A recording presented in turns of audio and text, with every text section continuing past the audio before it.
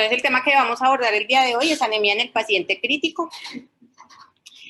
Vamos a empezar por la tabla de contenido de lo que les voy a hablar el día de hoy. Primero, sobre la definición de anemia, algunas cosas que encontré en relación al paciente crítico, porque es importante hablar de anemia en el mismo paciente, qué causa la anemia en estos casos, cómo se diagnostica, cómo se maneja, algunas situaciones y consideraciones especiales en algunos grupos, y finalmente las conclusiones. Entonces, bueno, para empezar, en relación a qué es la anemia, en todos los textos pues empiezan hablando de que si bien hay muchas formas de clasificar la anemia, como nosotros ya sabemos, la que siguen utilizando acá en el contexto del paciente crítico sigue siendo aquella que fue postulada por la OMS, en la cual hablamos de anemia a partir de estos puntos de corte, en hombre por debajo de 13 gramos, en mujer por debajo de 12 y en embarazadas por debajo de 11.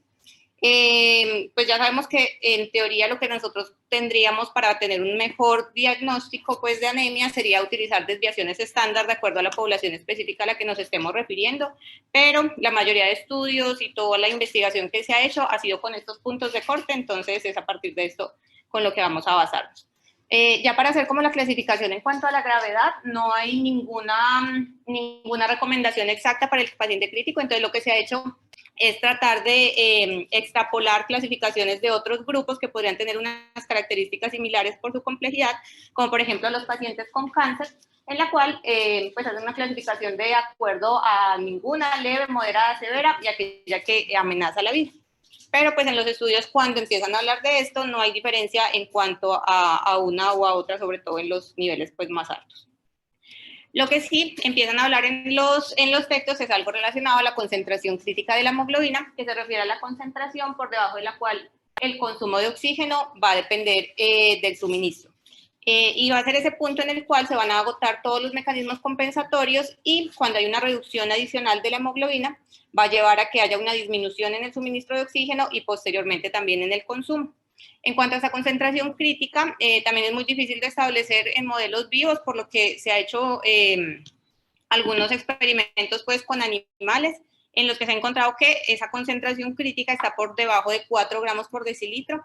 Y incluso acá encontré un estudio que me llamó fue por allá por los años 80, en el cual hablaban de personas sanas que fueron llevadas a una reducción isovolumétrica de la hemoglobina, entonces eran personas que no tenían ningún compromiso, pues, y lo que hacían era llevarles la hemoglobina con la que ellos iniciaban, usualmente por encima de 12 o 13, y de manera isovolumétrica se la disminuían hasta 5 y evaluaban cómo les iba, o sea, eran pacientes que se sometían a ese procedimiento, que me pareció muy llamativo, y lo que ellos encontraban, pues, era ese punto en el cual empezaban a aparecer algunos síntomas, incluso ellos describían que aparecían arritmias y algunos pacientes empezaron a presentar síntomas adicionales. El grupo que nos ha servido pues como para establecer mejor y tener un mejor entendimiento de los valores extremos de hemoglobina son los pacientes testigos de Jehová. En ellos se ha visto que si bien la mortalidad cuando está una disminución leve de la hemoglobina no es tan significativa, sí se ha visto que cuando la hemoglobina está por debajo de 5, la mortalidad aumenta significativamente. Incluso hay casos descritos en los cuales pacientes con hemoglobinas de 1.4 sigue siendo compatible con la vida. Acá está este estudio de JAMA del 98, en el cual ellos hablan cómo la respuesta que hay a esa disminución isovolumétrica que les contaba, y lo que ellos veían en términos generales era que no había alteraciones pues ni en el consumo ni en el lactato. En cuanto a por qué es importante hablar de la anemia en el paciente crítico, lo más importante es que la prevalencia ha aumentado significativamente en las últimas décadas. Se estima que en los pacientes hospitalizados oscila entre los 40 y el 45% de pacientes que tenemos pues, en un centro hospitalario, y que a medida que pasa el tiempo estos valores van a ir aumentando. Al día 8 se estima que el 97% de los pacientes van a presentar anemia y al día 13 el 100%. Otra cosa importante por la cual se debería pues, tocar como este tema es que tiene una etiología multifactorial y es muy diferente a la que tienen los pacientes pues, ambulatorios, que tienen una anemia de características diferentes y el enfoque también es diferente en esos casos. También hay una controversia muy grande en cuanto al manejo de hemoderivados, sobre todo los puntos de corte a partir de los cuales se debería indicar el manejo de la transfusión y también las complicaciones asociadas que son muy importantes y que están también descritas. En cuanto a la epidemiología, hay dos estudios que son los más grandes, que son uno el ABC y el otro que es el CRIT. Los dos tuvieron unas poblaciones pues muy grandes en las que ellos evaluaban cómo llegaban los pacientes a la SUSI.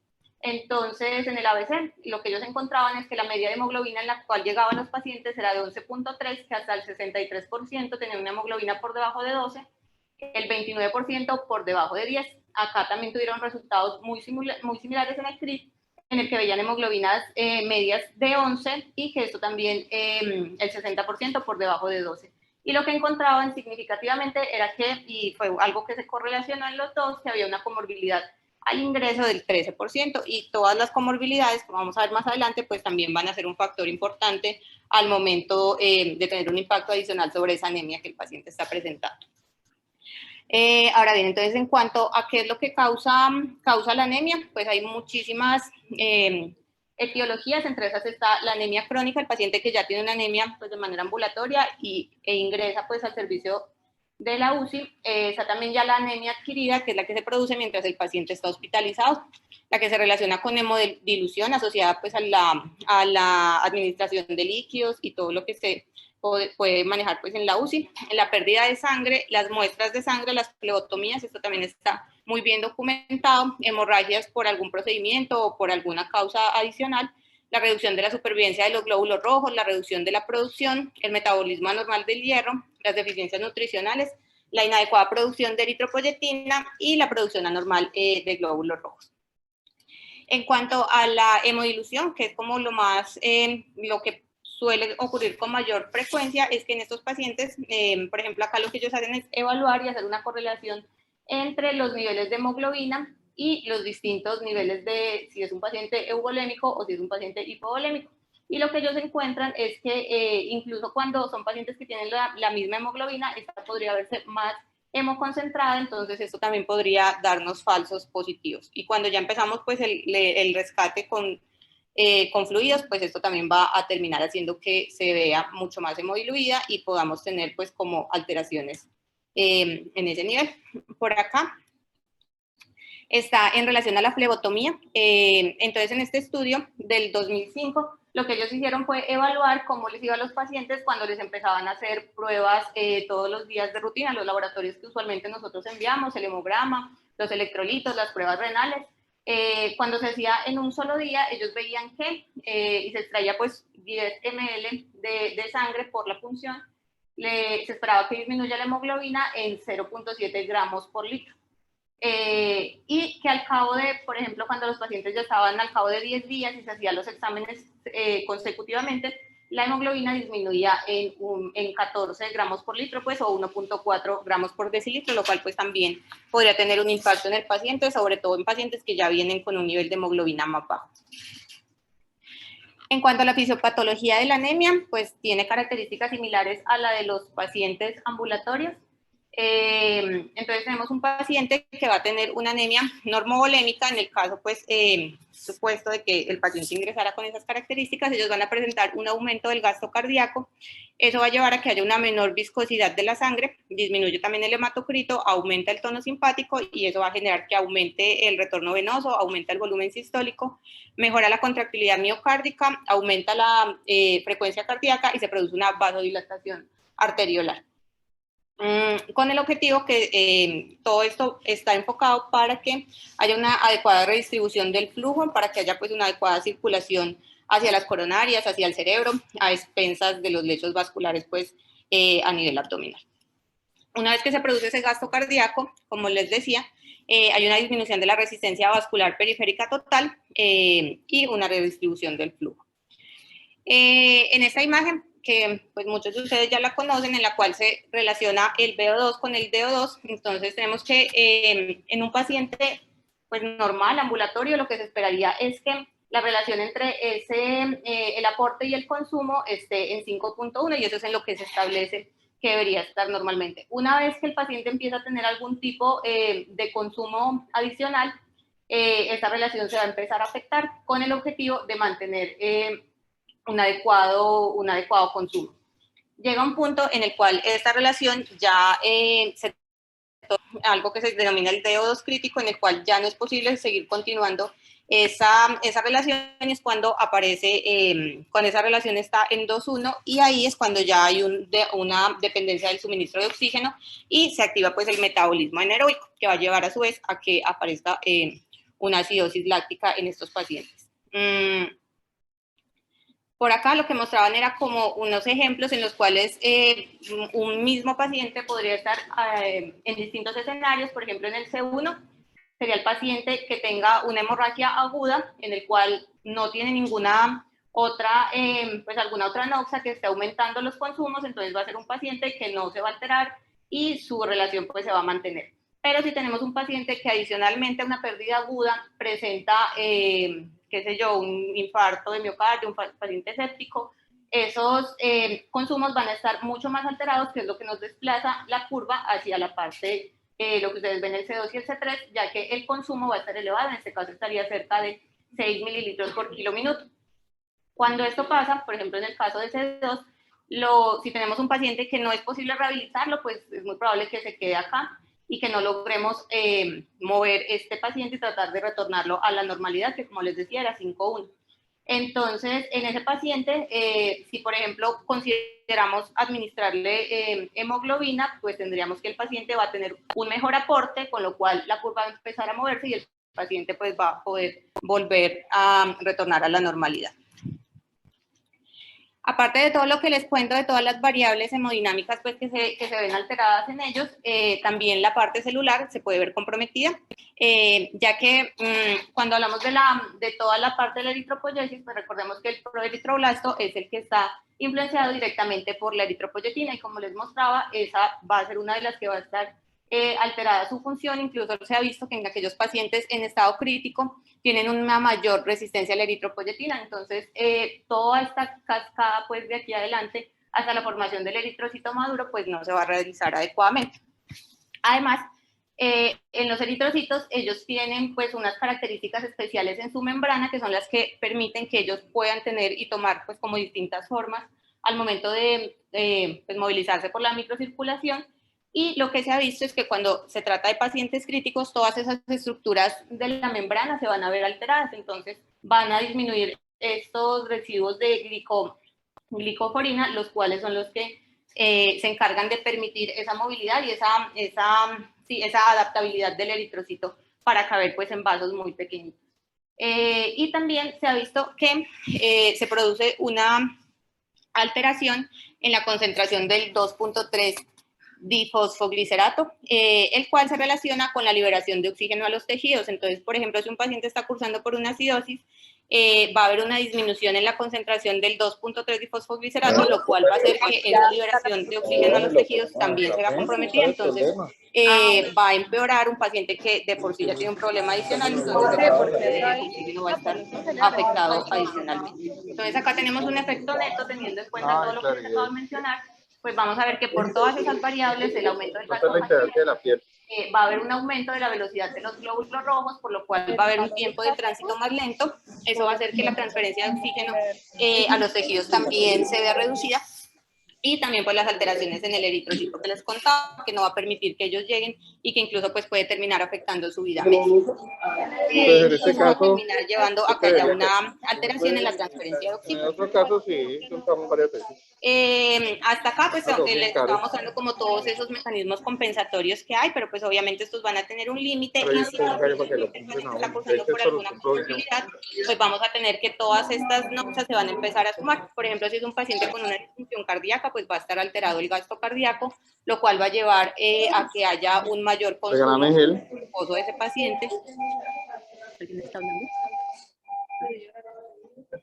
Cuando hay una insuficiencia respiratoria hipóxica, el contenido de oxígeno es el que se va a ver afectado, entonces no va a llegar a los tejidos. En la sepsis hay una disfunción microcirculatoria, lo cual va a hacer que se afecte también ese proceso de transferencia.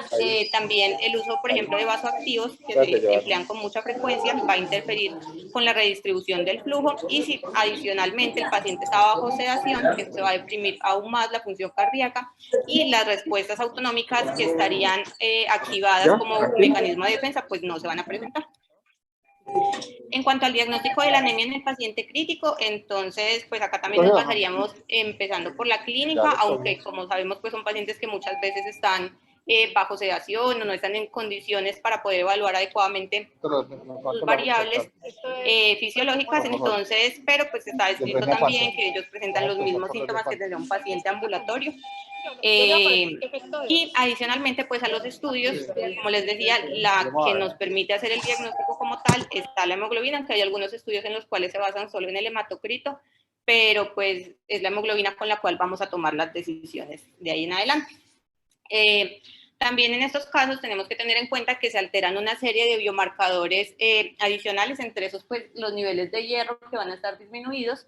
Recordar que la ferritina, en el caso de un paciente crítico, muchas veces está cruzando por sepsis o por un proceso adicional, y la ferritina va a actuar como una proteína de fase inversa, una proteína de reacción de fase aguda inversa. Entonces, perdón, la transferritina. Entonces, lo que vamos a encontrar es que la transferritina va a disminuir, la ferritina va a aumentar, y también podemos encontrar pues alteraciones en las otras variables, pero lo que más nos sirve en estos casos para hacer el enfoque es conocer estos valores de hierro, también nos va a servir para definir más adelante el manejo. Y si bien pues es muy importante también conocer cómo vamos a hacer el enfoque después del paciente, pues dependiendo de los volúmenes, de si es normocítica, macrocítica, de si es regenerativa, pues en este momento lo que más nos interesa es tomar una decisión porque muchas veces estamos frente a un paciente crítico. Entonces, pues hasta acá ya les conté la definición, lo relacionado a la epidemiología, la etiología, la fisiopatología, el diagnóstico. Entonces, ahora les voy a hablar de cómo se debería manejar a estos pacientes. Para eso lo dividí pues en la hemoterapia, o sea, pues la transfusión como tal, y lo que no se relaciona con la hemoterapia. Para la hemoterapia, les quería contar acá cómo funciona el banco de sangre acá pues del hospital, porque es muy importante saber cómo llega la sangre desde que un paciente dona hasta que llega pues al servicio de la UCI. Acá en el banco de sangre que está en el primer piso, ellos tienen 3 servicios, uno que es el de donación, donde llega el paciente, pues le hacen como los consentimientos y toman la muestra. Está el hemocentro, que es en donde ya hacen todas las pruebas cruzadas, donde hacen las pruebas para descartar que haya una infección asociada. Y ya está la unidad transfusional, que es en donde se almacena y en donde, pues en caso de que se requiera, la envían. Cuando nosotros solicitamos unidades de emergencia, lo que ellos me dijeron es que siempre se envían unidades ORH positivo, a menos de que el paciente ya sea conocido, y que en esos casos pues van a procurar enviar el RH y el grupo sanguíneo que corresponda. No se hacen pruebas cruzadas y el tiempo máximo que ellos tienen de llevarlo entre el banco de sangre y la UCI es de 10 minutos. Cuando se pide una unidad no urgente, son 72 horas máximo, pues lo que se puede esperar. Y acá es importante el tiempo de almacenamiento, porque esos glóbulos rojos pueden estar almacenados hasta por 42 días, las plaquetas hasta 5 días y el plasma congelado por hasta 1 año.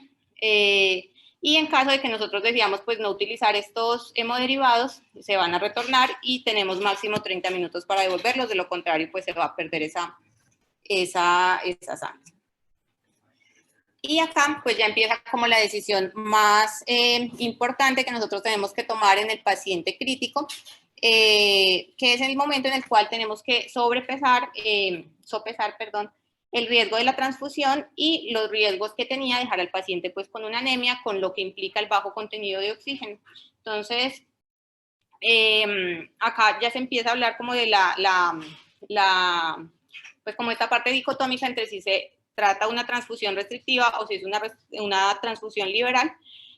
Previamente les traje este estudio pues que es supremamente viejito, de 1942, en el cual ellos lo que hablaban era de que se hacía una transfusión cuando se tenía niveles de hemoglobina por debajo de 10, pero esto cambió a partir del 99 cuando se publicó este ensayo, que es el ensayo TRIC, en el cual ellos evaluaron a 838 pacientes, 418 fueron hacia la parte restrictiva, 420 a la liberal.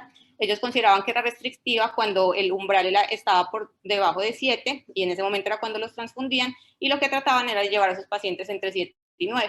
El grupo de comparación era aquellos de transfusión liberal. Ellos utilizaron la hemoglobina umbral, que era por debajo de 10, que era justamente lo que yo les decía que era lo que se hacía hasta ese momento, y trataban de llevarlos a un objetivo entre 10 y 20. Y lo que ellos encontraron es que aquellos pacientes que tenían estas transfusiones restrictivas tenían una menor mortalidad intrahospitalaria y que no aumentaba la mortalidad en 30 días en pacientes en estado crítico, por lo cual ellos lo que terminaban pues concluyendo era que no era superior y que teniendo en cuenta todas las alteraciones pues que se pueden generar después de una transfusión, pues se prefería llevar a los pacientes a esas metas pues restrictivas. Acá solamente les traje este cuadro para mostrarles las recomendaciones que están de acuerdo a la mayoría de escuelas pues, y de guías.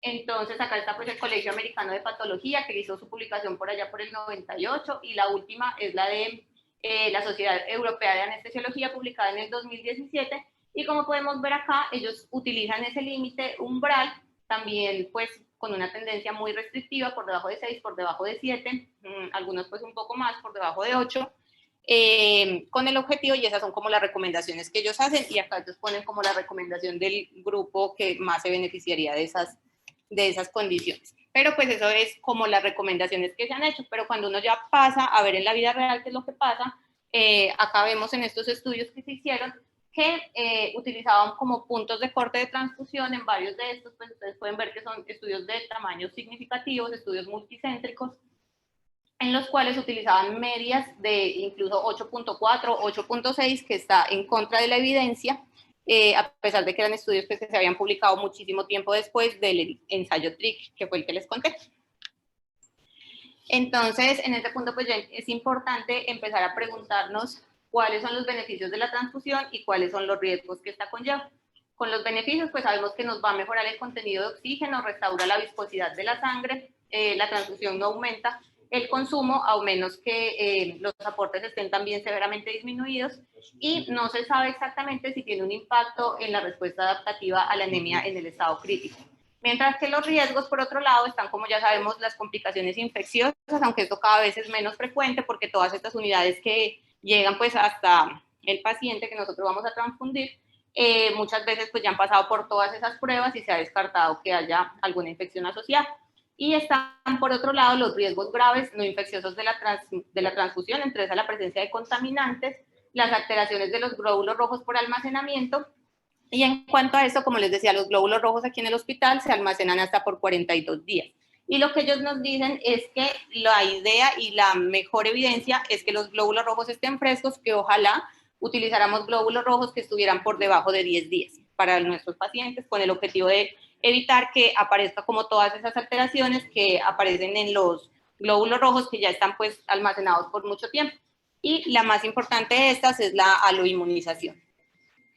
En cuanto a la aloinmunización, pues se refiere básicamente a que esas unidades de glóbulos rojos pues van a tener evidentemente los glóbulos rojos, pero también van a estar otra serie de adiciones asociadas pues como las plaquetas, los leucocitos, y también hablaba de que podrían estar algunas vesículas extracelulares y unos lípidos bioactivos, y que todos estos van a tener la capacidad de activar la parte inmune, sobre todo los linfocitos, los monocitos y los neutrófilos, lo cual va a hacer que aparezca un aumento en la respuesta antiinflamatoria, aumenta la producción de citoquinas, disminuye la función de los neutrófilos, la actividad de las células natural killer, y lo que se ha visto es que en esos glóbulos rojos que previamente se utilizaban estos, que eran los halogénicos no leucorreducidos, actualmente ya son leucorreducidos, que ya les voy a contar ahorita eso qué es. Van a empezar a presentar los pacientes disfunción orgánica, infecciones nosocomiales, incluso está descrito que pueden aumentar la recurrencia de cáncer. Y lo otro que les decía, cuando están almacenados por mucho tiempo, esos glóbulos rojos también van a empezar a presentar lesiones por el almacenamiento. En cuanto a las complicaciones por las transfusiones, pues ya más grandes y que pueden tener un mayor compromiso en los pacientes, está la anafilaxia, que puede ser leve, moderada, severa y que incluso puede llevar a la muerte al paciente. Está también lo que se ha descrito como el TRALI, que es la lesión pulmonar aguda producida por la transfusión. Cuando se evalúa como los datos, la FDA lo que dice es que el TRALI es la principal causa de muerte relacionada con las transfusiones, siendo pues como el mayor porcentaje representado por esta causa. También está algo que se ha descrito también recientemente, que es el TACO, que es la sobrecarga circulatoria asociada a las transfusiones, y las infecciones agudas y crónicas como el VIH, la hepatitis B, la hepatitis C, pero como les contaba, pues esto es cada vez menos frecuente. Entonces, nosotros, ¿cómo vamos a hacer para disminuir los riesgos asociados a la transfusión? Tenemos pues como muchas formas de quitar sobre todo esa parte de los leucocitos y la parte inmune que les contaba. Una de ellas están los glóbulos rojos leucorreducidos. En esta lo que se hace es una eliminación selectiva de los leucocitos y pasan de ser unidades que tienen de 2 a 5 mil millones a tener menos de 1 millón de leucocitos. Entonces eso tiene como unas indicaciones especiales. Aquellos pacientes que han sido transfundidos crónicamente, sometidos a cirugías, que tengan leucemia, seronegativos para citomegalovirus, son aquellos que se van a beneficiar. Pero de acuerdo a lo que a mí me contaron, pues allá en el banco de sangre, todas las unidades que se utilizan acá son leucorreducidas. Están también los glóbulos rojos irradiados bien sea con rayos gamma, con rayos X. Esto lo que hacen es inactivar los linfocitos y también tienen un efecto pues muy importante, sobre todo en la parte de la inmunomodulación, pero son muchísimo más costosos y tienen una vida útil menor, pues de 28 días. Como les decía, los otros son de 42 días, 40 a 42.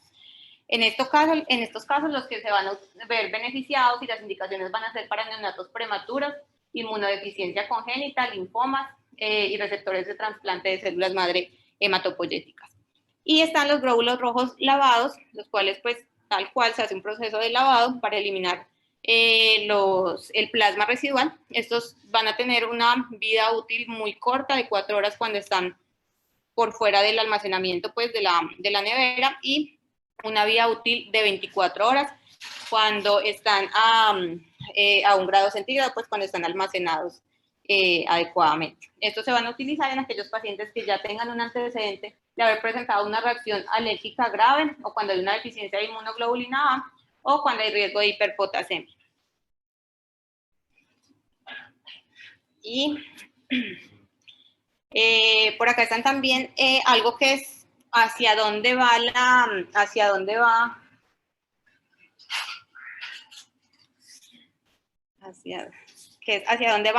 como toda la parte de la investigación y las terapias. Acá está lo que ellos describen como los glóbulos rojos sin riesgo, que es básicamente glóbulos rojos hechos en el laboratorio, en el cual a partir de células madre hematopoyéticas o células del cordón umbilical o células madre embrionarias o pluripotenciales, pues se termina modificándolos con el objetivo de que tengan pues como ese linaje y terminen formando los glóbulos rojos. Los beneficios de estos es que vamos a tener un concentrado de glóbulos rojos puros. Acá no va a haber residuos de plaquetas, no va a haber residuos de leucocitos. Se reducen también las lesiones por almacenamiento, no tiene ningún otro tipo de contaminantes, citomegalovirus, que son como los que más se ha descrito, y en este proceso no interviene un donante, que como sabemos muchas veces es lo que nos frena al momento de manejar a nuestros pacientes. Por acá hablaban continuando como con toda la parte de las estrategias que les contaba, por acá está lo que son las estrategias SHOT, que son los riesgos serios asociados a la transfusión. Estas son publicaciones pues del Reino Unido, en la cual ellos mencionan que se debería tener como esta lista de chequeo con el objetivo de hacer un adecuado manejo y saber cómo vamos a tratar a los pacientes. Entonces, lo primero es que siempre debe haber una decisión del paciente para ser transfundido, que haya un requerimiento por parte del personal, que se haya un adecuado muestreo, las pruebas de los hemoderivados que vamos a transfundir, como elegir los componentes que vamos a necesitar, el adecuado almacenamiento, cómo se van a colectar, cómo se van a transfundir, la autorización pues que siempre esté por escrito, y ya la administración y el monitoreo buscando que aparezcan las reacciones en los pacientes. Y ya hasta acá pues como lo de hemoterapia que les contaba. Y ya en la parte de la no hemoterapia están otras medidas que nosotros podríamos emplear. Está la eritropoyetina, el hierro y algo que se llama el Ferinject, que ya les voy a contar en qué consiste. En cuanto a la eritropoyetina, como les decía, en los pacientes críticos hay una resistencia a los agentes estimulantes de eritropoyetina, y lo que se estima es que aquellos pacientes, cuando vamos a emplear eritropoyetina en un paciente crítico, deberíamos utilizar la dosis 10 veces mayor que la que utilizaríamos en un paciente enfermo renal crónico, con el objetivo de que aumente la concentración de la hemoglobina en 1.5 gramos, pues que tendremos un resultado pues mucho mejor transfundiendo al paciente. Entonces, por este lado, si bien sí se ha evidenciado que esto se logra, pero pues sí tendríamos los efectos de los costos que no es tan costo efectivo. Adicionalmente, algunos estudios, este fue uno de los que encontré que era como más grandecito, acá lo que ellos evaluaban era un metaanálisis de ensayos controlados aleatorizados y lo que ellos veían era que aquellos pacientes que se les administraba eritropoyetina no había ningún efecto en la mortalidad. Pues acá vemos un intervalo de confianza y un valor de P que nos muestra pues que no hay significancia estadística. Tampoco se encontró diferencia en la duración de la estancia hospitalaria, en la duración de la ventilación mecánica. Lo único que sí se encontró es que esos pacientes que recibían eritropoyetina tenían una menor probabilidad de requerir transfusiones más adelante.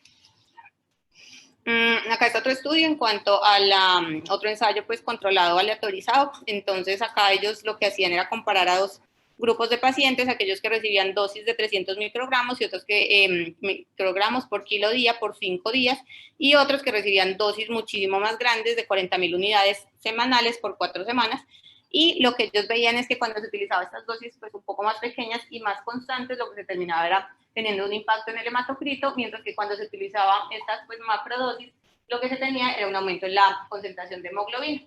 Pero otra vez acá tampoco encontraron cambios en la mortalidad, lo único que encontraron era que era pues como un ahorrador de sangre muy efectivo y que se tenía unos costos muy elevados asociados.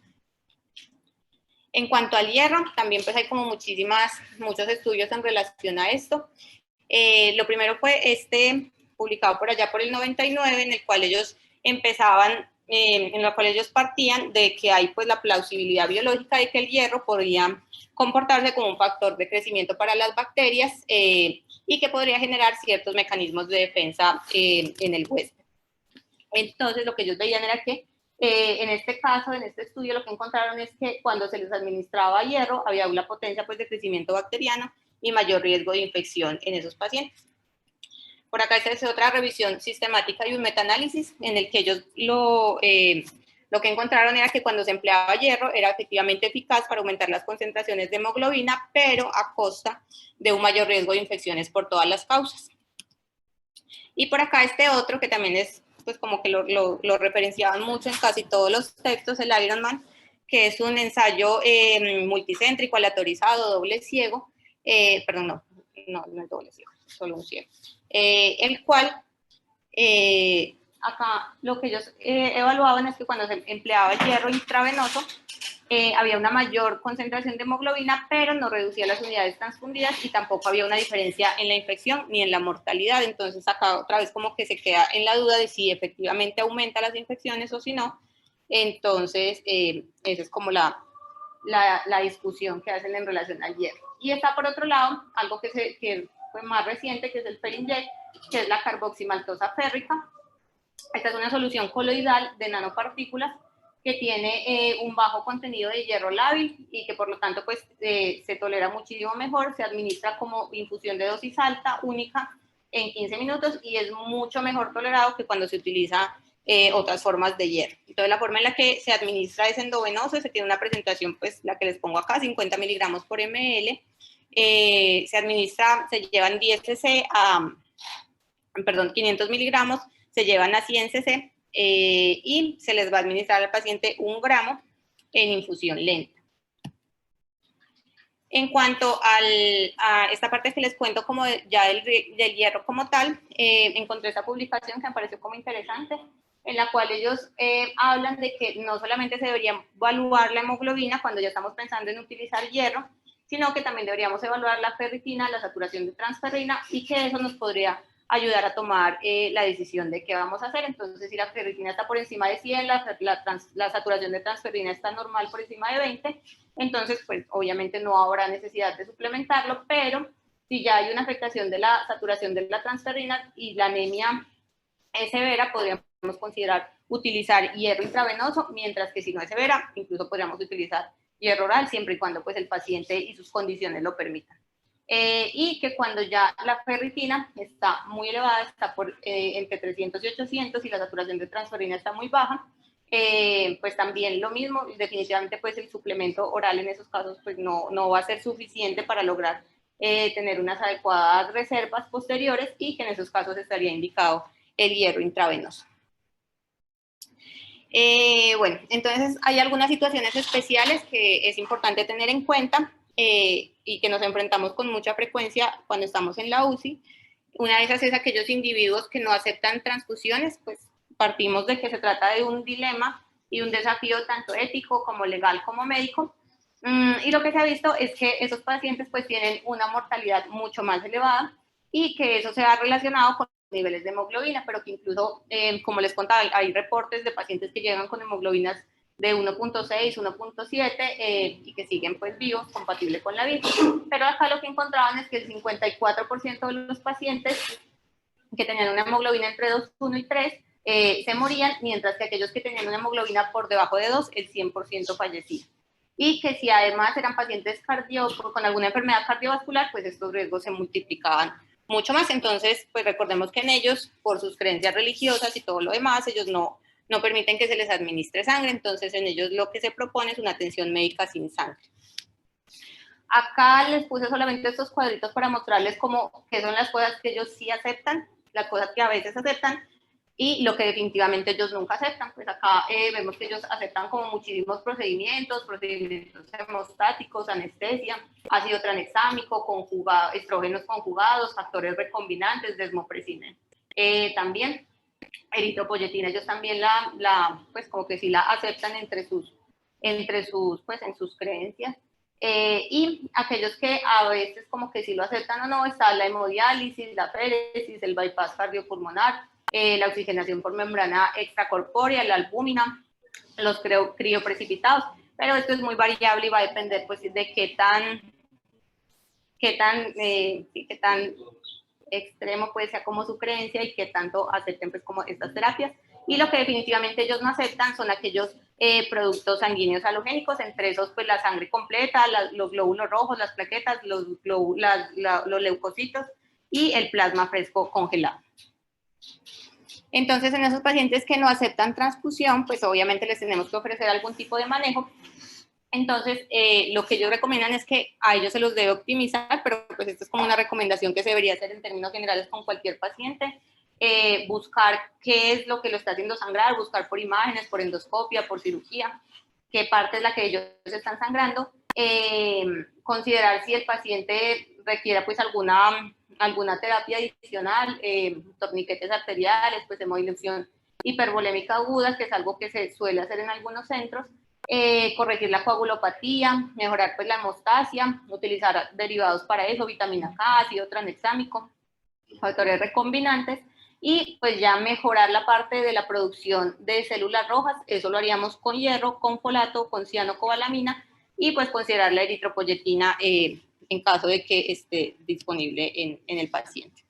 En cuanto a los pacientes con enfermedad cardiovascular, recordar que el miocardio tiene una capacidad anaeróbica limitada y que cuando los pacientes presentan anemia y son cardiópatas, pues van a tener peores resultados y se ha descrito que les va pues muchísimo peor en cardiopatía isquémica, en falla cardíaca y arritmias. Pero en realidad no hay como un consenso grande hacia qué punto se debería tener también ese umbral, pero lo que sí se sabe es que ese umbral no debería ser como tan restrictivo como les estaba mencionando, sino que podría ser un poco más alto. Ellos mencionan que podría ser entre 8 y 10 gramos por decilitro. Y si además el paciente tiene una enfermedad cardiovascular coexistente, se ha visto que esto no afecta pues la mortalidad a 30 días. En cuanto al paciente escéptico, que es otro paciente que también vemos con mucha frecuencia y que asociado puede presentar anemia, pues ya sabemos que la sepsis se define como la disfunción orgánica potencialmente mortal causada por una respuesta desregulada del huésped a la infección, y pues hablamos de shock cuando esos pacientes están persistentemente hipotensos, requieren vasopresores, tienen niveles elevados de lactato. Entonces, acá tenemos este estudio que fue pues, también un estudio muy clásico, el estudio del Dr. Rivers. Él lo que encontraba era que, y las indicaciones que él decía que se debería hacer en pacientes sépticos, era que se los debería transfundir cuando el nivel de hemoglobina estaba por debajo de 10 y la saturación venosa de oxígeno estaba por debajo de 70, y lo que le encontró pues, en su estudio era que esos pacientes tenían unos mejores resultados. Sin embargo, posteriormente pues empezaron a salir otros estudios, uno de estos es el PROMIS del 2015 y el PROCES del 2014, el inicio como tal de esa terapia dirigida por objetivos. Entonces, la recomendación que se hace actualmente es que nos guiemos sobre lo que nos den pues las guías de práctica clínica. En este caso, pues las que tenemos son las guías de Surviving Sepsis publicadas el año pasado, en la cual ellos nos dicen que se debería preferir una estrategia restrictiva sobre la liberal, y también ponen ese punto de corte de 7 gramos por decilitro. En pacientes con lesión cerebral traumática, que es otro grupo pues, que también se puede presentar con mucha frecuencia, tenemos que el cerebro como tal pues, no tiene una vía anaeróbica, por lo cual va a ser muchísimo más susceptible a la hipoxia. A la injuria cerebral también, hay una pérdida de la autorregulación, de la integridad de la barrera hematoencefálica, y la anemia adicionalmente va a hacer que disminuya pues, el suministro de oxígeno. En estos casos, si bien en todos los que les decía no hay suficiente consenso, pero pues al menos sí hay como un punto en el cual se trata como de respetarlo y de llegar hasta ese límite para decir si se hace una transfusión. Acá, como les muestro acá en este estudio, ellos pues no toman para nada ningún punto de corte, incluso ellos utilizan transfusiones cuando tienen hemoglobinas de 12.6 en pacientes con lesiones traumáticas, y ya con ese punto ellos los transfunden. Nosotros íbamos pues mucho más allá, por fuera de las recomendaciones, con hemoglobinas con puntos de corte de 5. Entonces, pues este es como un grupo que necesita como muchos más estudios para poder determinar qué se va a hacer con ellos. Y con el objetivo como de dar respuesta a cuáles serían como esas metas, está este estudio que está todavía en curso, es el Emotion, este va hasta diciembre de este año, y pues esperaría que en los siguientes años ya salgan los resultados, y ellos lo que hacen es comparar a aquellos pacientes que tienen que se los transfunde con el punto de corte de 10 y aquellos con el punto de corte de 7, y ellos evalúan como desenlace primario el Glasgow, y como desenlaces secundarios pues ya está como todo lo que es la mortalidad, la estancia hospitalaria, la independencia funcional. Y ya para finalizar, en este texto, bueno, en este lo que nos muestran es algo que ellos denominan un paquete de manejo de sangre, en el cual pues como que se resume todo lo que les acabo de mencionar, desde el hecho de que se debería minimizar la flebotomía en los pacientes por las razones que ya les había mencionado, preferir las transfusiones restrictivas, que sea un adecuado pues, cuidado de las unidades que se van a transfundir, monitorizar la microcirculación, considerar el hierro, la eritropoyetina en casos especiales. Otra cosa que también mencionaban es que se debería utilizar tubos más pequeños para tomar las muestras. Pensar que también hay otra serie de medicamentos que pueden generar descensos en la hemoglobina pues, o alteraciones pues, como todo en la parte de la coagulación, y que después de que hagamos todo eso es cuando nos deberíamos preguntar si debe ir o no a ese paciente. Ya para concluir, pues recordar que la anemia es altamente prevalente en el paciente crítico, que los manejos intrahospitalarios que nosotros les ofrecemos también pueden contribuir al desarrollo de la anemia, que tanto la anemia como la transfusión se asocian de forma independiente con la lesión de órganos y con el aumento de la morbilidad, que la transfusión no es inocua, que se comporta como tal como un trasplante de órgano. Eso es algo pues como que lo mencionan en casi todos los textos, y que es así como se debería considerar y como se debería abordar, que persiste todavía la controversia en cuanto a los umbrales de transfusión, por lo que la indicación de transfusión siempre debe estar centrada en el paciente y en todas sus comorbilidades, y que también podemos considerar alternativas a la transfusión. Y ya, muchas gracias.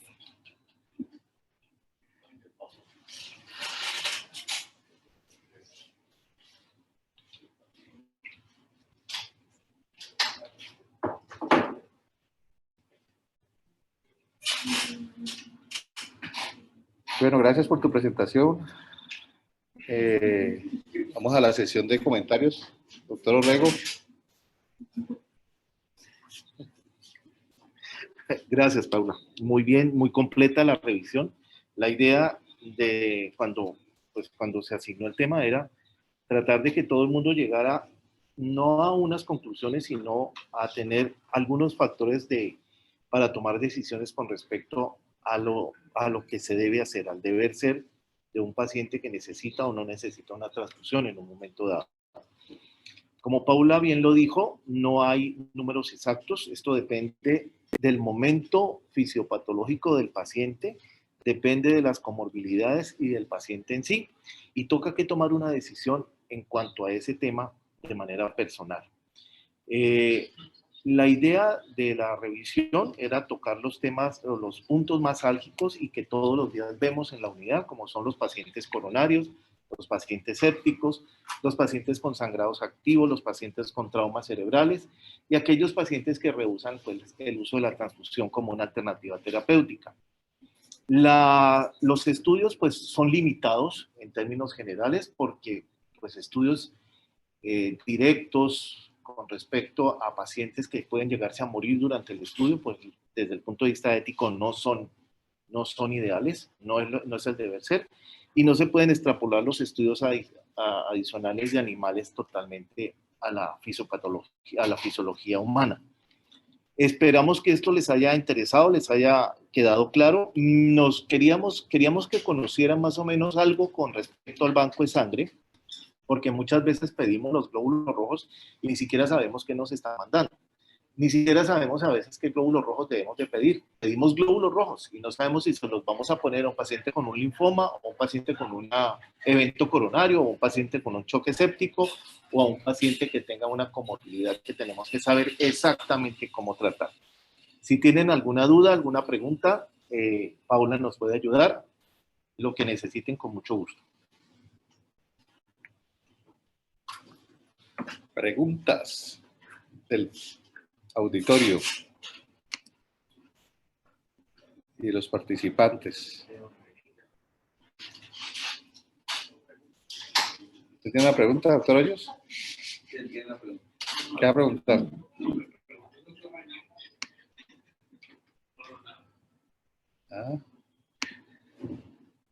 Atrás, los tres personajes de atrás.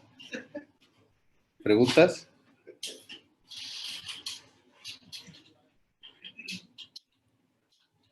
Los fellow, comentarios, están muy callados. ¿Ah? ¿No, sí?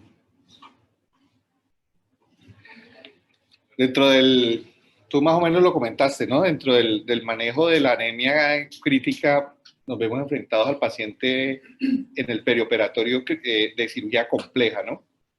En ese punto, tú tomaste, ustedes todos, Alvarito y tú, tomaron varios puntos dentro del concepto del PBM, ¿no? Del Patient Blood Management, que es prequirúrgico, intraquirúrgico y posquirúrgico. Y es el concepto de optimización de la masa eritrocitaria. En un hospital netamente quirúrgico como somos nosotros, pues también hay pacientes médicos, pero un porcentaje, yo creo que estamos alrededor del 60 al 65% de la ocupación es paciente quirúrgico. Ya hemos tenido esta conversación, pero creo que estábamos demorados en desarrollar estos planes de optimización de la masa eritrocitaria, los PBM. Eso, en países como Colombia, en el cual la transfusión no es del día a día, tenemos limitaciones en los bancos de sangre, tener estos programas bien estructurados es muy importante. Y es algo multidisciplinario, ¿no? Porque es el manejo del paciente en el cual se optimiza con lo que tú dijiste, se le define hierro, se le define eritropoyetina, se le define de pronto unidades de transfusión previo a la cirugía, pero definidas en cual no ponerle por ponerle. Intraoperatorio, un punto que sí es clave en el intraoperatorio, el factor más importante es el cirujano, la hemostasia quirúrgica, la hemostasia mecánica. Adicionado, tenemos el ácido tranexámico, tenemos el cell saver, pero los tiempos sí son muy importantes, ¿no? ¿Para qué? En esos dos puntos, la parte preoperatoria, evitar llegar al paciente anémico. Un paciente anémico tiene una mortalidad mayor. Y entre más transfusiones de sangre se hagan en el intraoperatorio, la mortalidad también es mayor. Por eso esa optimización en cirugía compleja, programada, otro punto del paciente de trauma, ¿no? Ese es otro Eso es otra, para esa cirugía compleja de trauma que cada vez se hace más acá, es bien importante. Ahí nos han ayudado a definir todos esos conceptos de PBM, los pacientes que hablaron ustedes, los pacientes que no aceptan transfusiones, ¿no? Con ello nos hemos dado cuenta que realmente uno puede tener hemoglobinas entre 4 y 5 y realmente el impacto en el aporte de oxígeno no es tan grande, no es tan grande. Entonces esas transfusiones liberales y todo eso que aún seguimos en algunos aspectos haciéndolas por el miedo a tener deterioro clínico del paciente, pues realmente haciendo un análisis, como tú dijiste, y aplicando los principios en el paciente quirúrgico del PBM, nos pueden evitar transfusiones innecesarias. Ahora, el paciente sangrante, pues ya tuvimos el comentario la semana pasada, utilizar las herramientas de trombolastografía y trombolastrometría que miran la coagulación de una manera funcional y dinámica. ¿Listo? Profesora Paula, el doctor... Vení, acércate acá hacia... Vení, que no se oye desde allá. Vení acá. Saliendo ya desde el punto de vista académico y de los protocolos que ya están... Habla acá, que es que... Saliéndonos ya desde el punto de vista de lo bibliográfico y lo académico, en este hospital todo el tiempo yo trabajé como cirujano y estoy como intensivista. Y ha habido un problema de unificación de criterios o de protocolos con anestesia. Y hemos tenido ese problema y lo seguimos teniendo, a pesar de que el hospital ha mejorado mucho en el suministro de hemoderivados. Pero hay anestesiólogos que no quieren dar una cirugía con hemoglobina de 8, de 9, que tiene que transfundirle 2 unidades. Y no sé, eso es un problema pues, que sale acá del contexto de lo que está escrito y de la bibliografía. Y mira que yo una vez operé un paciente, un testigo de Jehová, con una hemoglobina de 4,5. Era una anastomosis intestinal. Incluso yo estoy allí me conocen los testigos de Jehová. Yo soy un ejemplo de los testigos de Jehová aquí en el hospital. Entonces yo no sé cuándo se va a solucionar el problema, o sea, y estamos en eso y ya para eso son estas actividades. Para eso son estas actividades, doctor Urbano, estamos en eso. Yo creo que como tú mismo lo dijiste, se han hecho avances, pero eso se está logrando a medida que cada vez se están unificando más los grupos, ¿no? Y pues ahí tiene como universidad y como docentes, pues tenemos que ser líderes en esto. Sí, no, mi doctora Paula, la veo callada hoy, ¿ah? Estamos esperando tu comentario del día. Es que no se oye el micrófono. Es que hay algo muy importante en la sesión que no se trató, obviamente porque se hace demasiado extenso, pero una de las razones que justifica esa terapia restrictiva transfusional es que cambia el número, pero cuánto se demora esa bolsa de glóbulos rojos que es efectiva para lo que usted la necesita. Y entonces ahí es cuando nos ponemos a pensar si ustedes necesitamos transfundir un paciente con hemoglobina de 8 para en 1 hora hacer un procedimiento clínico. Eso tiene un trasfondo fisiopatológico muy bonito que hay que revisar en algún momento porque sí nos hace ver por qué no tenemos que tomar decisiones. Pero hay que saberlo para antes. Sí. Él quiere hablar del 2-3 de PG y está que se revuelva. Háganle una sesión. Sí, es algo. Jonathan, pero vengan a hablar acá, es que no se oye. Los que están conectados están resabiados. Bueno, muchas gracias a todos por participar. Los esperamos. El jueves próximo es Jueves Santo, ¿no? Los esperamos en 15 días, entonces, con plasmaféresis. ¿Listo? Indicaciones de plasmaféresis. ¿El doctor René va a hablar algo? Sí. Un momentico, el doctor René va a hablar. Bueno, quiero felicitar a la doctora Paula por su presentación. Parece completa. Pero sí quiero hacer una invitación a los profesionales que interactuamos con los pacientes en el hospital departamental y es adherirse a las normas institucionales. En el hospital está el Daruma, en el Daruma están todas las indicaciones para transfundir glóbulos rojos y ahí está claro a cuáles sí, a cuáles no. Quien no esté de acuerdo con esto, pues puede solicitar un cambio de esta normatividad, ¿sí? Eso de que los anestesiólogos, no, eso no es tal. El grupo de anestesiólogos tiene sus motivaciones, que también son válidas. Entonces se trata del acercamiento entre los grupos de trabajo, ¿sí? Y eso se hace a través de la parte académica.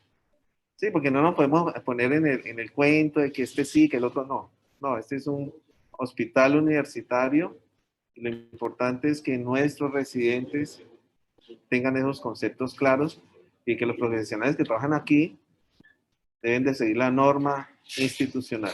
¿Qué preguntas del público? El doctor Sanabria habla. Hola, buenas tardes. Es muy buena la exposición. Yo estoy de acuerdo con lo que dice el Doctor doctor Sanabria, René. puede hablar. Listo, Carlos, ya. ¿Aquí puedo? ¿Me escucha? Sí, te estamos escuchando. Es muy importante la exposición y lo que dice el doctor René. Nosotros en la clínica Imbanaco tenemos el programa de PBM anclado con el programa de ERAS en trasplante hepático y cirugía mayor y nosotros tenemos muy buenos resultados. Nosotros empezamos en el año 2020, en la pandemia, y se ha disminuido el número de unidades transfundidas, se ha disminuido el número de estancia intrahospitalaria y en UCI, y se ha normalizado en disminución del recurso gastado. Las complicaciones sí han seguido iguales, pero lo que yo quería puntualizar es que lo que dice el doctor Caballero sí se puede hacer. Nosotros lo hemos estado haciendo aquí, como aumentando la masa eritrocitaria preoperatoria, mejorando la nutrición de los pacientes, mejorando el aporte de hierro, si es anemia microcítica o hipocrómica, y mejorando el aporte de vitamina B12 si la necesidad es pues por glóbulos rojos grandes, utilizando eritropoyetina y Ferinject. Todo esto hace parte del post, entonces no hay que hacer MIPRES y el resultado es evidentemente muy bueno. Y para la cirugía hemos utilizado técnicas anestésicas de líquido endovenosos límites, o sea, no restrictivo y no liberal, niveles de calcio normal, normotermia, y en lo mayor posible por parte de los cirujanos mejorar la técnica quirúrgica. Hay unas técnicas quirúrgicas que ahorran sangre, que disminuyen los flujos venosos y eso puede disminuir el sangrado y eso aporta a la disminución de los glóbulos rojos. Y el otro que hemos estado usando, si la clínica lo permite, es el uso del Cell-Saver y el ácido tranexámico. De verdad que no ha sido muy complejo, no es complejo involucrar un PBM, cirugía hepática grande y el trasplante hepático, pero los resultados sí son grandísimos. Hemos tenido pacientes con 0 transfusión de glóbulos rojos, 0 de plasma y 0 de plaquetas, y yo creo que eso lo podemos hacer en cualquier hospital donde nos propongamos hacer un trabajo multidisciplinario. Eso es lo que quería decir, doctor. Gracias. Muchas gracias, doctor Carlos, profesor también del Departamento de Anestesia, por tu aporte. No sé si tengan más preguntas los participantes del grupo. Creo que no. La doctora Laura veo que está conectada. René, la doctora Laura está conectada. ¿La estabas preguntando? Bueno, entonces ahora sí. Entonces así hasta el próximo jueves, después de Semana Santa. Plasmaféresis. Vamos a hablar de plasmaféresis en el paciente crítico. Una invitación a los que quieran de la parte de medicina perioperatoria esta noche con el doctor Sanabria, precisamente. Procedimientos de broncoscopia. Anestesia en procedimientos de broncoscopia. Muchas gracias.